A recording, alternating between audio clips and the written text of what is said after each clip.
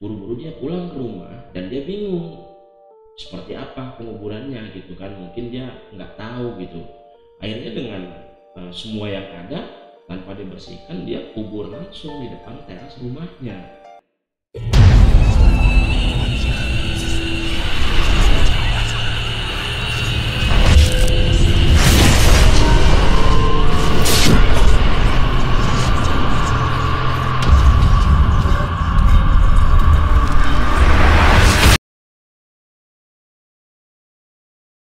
Kali ini gue akan menceritakan tentang kejadian horor yang dialami satu keluarga, yang mana mereka tidak mengetahui bahwa memang di terasnya itu ada kuburan.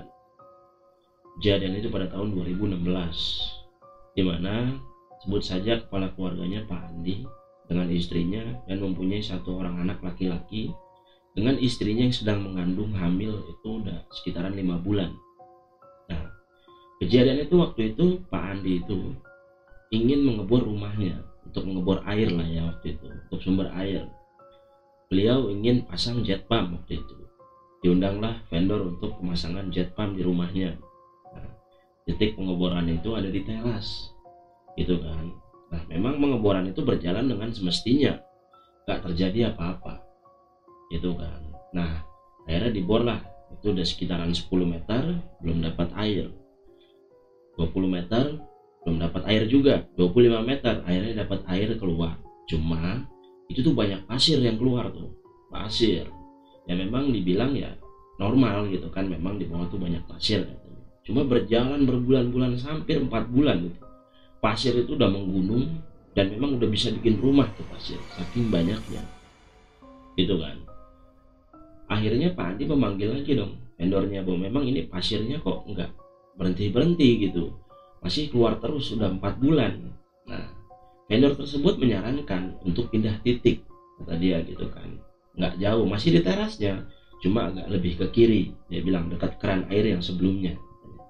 Diborlah di situ sampai 30 meter gitu. Nah, dibor 30 meter itu tuh tidak keluar air sama sekali. Nah, vendor tuh bingung gitu kan. Akhirnya kok udah sampai 30 meter, ini belum ada air sama sekali gitu kan.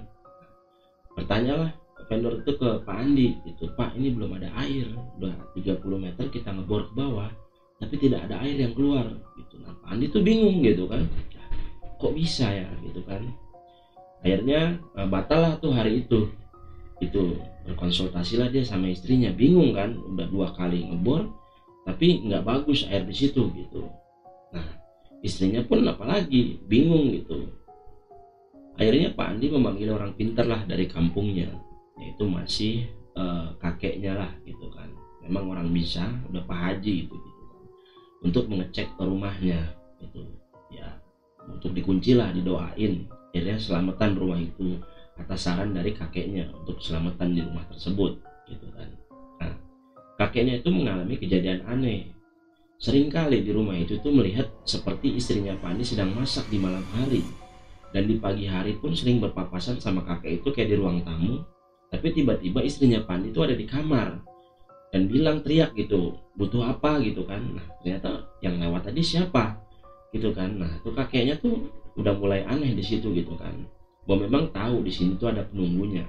Akhirnya kakeknya bertanya lah ke Pak Andi gitu, tahun berapa beli rumah ini gitu.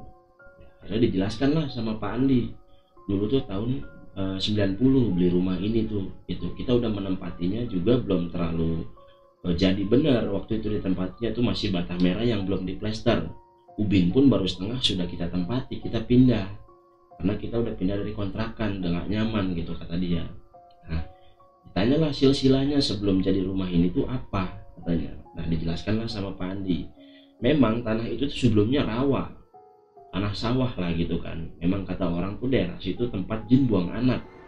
Sambil terus bercerita dengan kakek itu terkait masalah pembangunan rumah ini dan sebelum-sebelumnya, akhirnya Pak Andi mengingat kejadian itu kejadian di mana dia dulu pernah menguburkan janin keguguran istrinya yang sudah berusia 5 bulan di situ tanpa dibersihkan terlebih dahulu katanya, karena dia buru-buru dan itu tengah malam juga katanya. Itu pun dari rumah sakit dibawa sama dia tanpa dibersihkan, dia langsung kuburkan di situ. Memang perbincangan antara Pak Andi dan kakeknya itu tidak diketahui istrinya. Kebetulan istrinya tuh sedang pergi kerja belum pulang. Nah, diceritakanlah oleh Pak Andi, dulu tuh sebenarnya istrinya pernah keguguran, sudah berumur 5 bulan. Itu waktu anak pertamanya ingin kebelet buang air besar di pasar. Dia berlari ingin mencari toilet. Nah, istrinya pun mengejarnya karena takut terjadi apa-apa oleh anaknya karena lari kan. Nah, tanpa sengaja istrinya melihat kakinya itu cairan merah udah turun dari kakinya, dari perutnya lah turun ke bawah. Itu mengucur terus gitu. Akhirnya istrinya pun ke rumah sakit untuk konsultasi sama dokter, tanya gitu gimana keadaan kandungannya. Ternyata dokter bilang bahwa memang itu sudah tidak ada, sudah meninggal, keguguran. Nah, istrinya pun memberitahukan ke suaminya untuk datang ke rumah sakit waktu itu melalui adiknya untuk dipanggil suaminya datang. Nah, datanglah ke rumah sakit. Ya memang setelah itu tuh pas datang Pak Andi itu udah dikuret, itu udah dikeluarin semua. Nah, jasadnya itu dibawa oleh Pak Andi, dibilang sama dokter untuk dikuburkan. Nah, tapi Pak Andi itu buru-buru karena bergegas di rumah sakit nggak ada yang jaga. Buru-buru dia pulang ke rumah dan dia bingung seperti apa penguburannya gitu kan. Mungkin dia nggak tahu gitu. Akhirnya dengan semua yang ada, tanpa dibersihkan, dia kubur langsung di depan teras rumahnya. Kakeknya mendengar hal tersebut sontak kaget gitu kan, ngomong astagfirullahaladzim, harusnya dibersihkan dulu gitu kan. Itu kan kemungkinan udah ada ruhnya ya di 5 bulan gitu kan, makanya dia asal-asal kubur seperti itu ya nggak tahu juga gitu kan, bisa terjadi hal seperti itu gitu. Nah, gak lama dari itu tuh istrinya pulang gitu, dan Pak Andit pun nggak menceritakan hal seperti itu. Nah, di malam harinya itu tiba-tiba tuh istrinya mimpi didatangi seorang anak kecil, nangis-nangis katanya, bahwa memang jangan ganggu rumah saya katanya gitu. Cuma mungkin batin seorang ibu ya, kayak anak saya gitu kan, mungkin dibilang gitu, tapi mirip anaknya yang pertama, yang laki-laki itu gitu kan. Kata istrinya, kenapa nak gitu, itu di dalam mimpinya gitu, tanya, jangan ganggu rumah saya mah, tanya gitu. Nah, dia panggil mama kan sontak kaget, akhirnya kebangun tuh istrinya gitu kan, dalam keadaan kayak capean. Banguninlah suaminya gitu, dia mimpi, dia cerita ke suaminya bahwa memang ada anak kecil mirip anaknya yang pertama tuh, laki-laki, mirip banget keadaannya tapi nangis-nangis, katanya rumahnya jangan diganggu. Nah, dari situ udah Pak Andi tuh langsung mikir, wah iya kayaknya ini kesalahan saya, mungkin mikirnya gitu.